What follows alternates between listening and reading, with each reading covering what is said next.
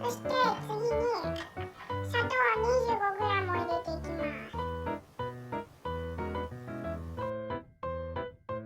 そして1回レンジで40秒焼いていきます。では600ワットで40秒加熱します。では40秒加熱できたので1回混ぜます。混ぜ終わったので次は薄力粉を入れていきます。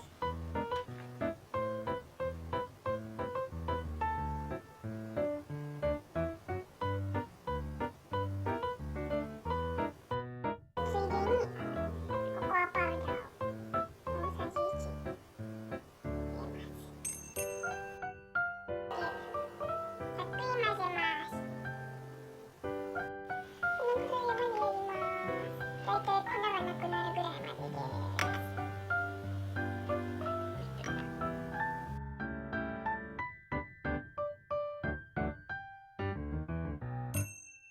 こ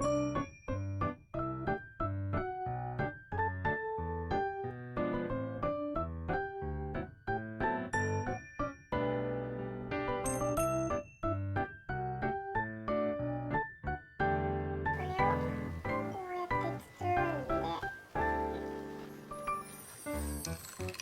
形を整えます。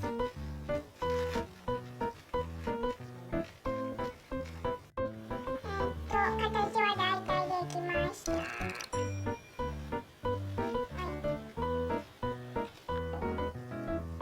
んな感じです。次に包丁で大体5ミリぐらいに切っていきます。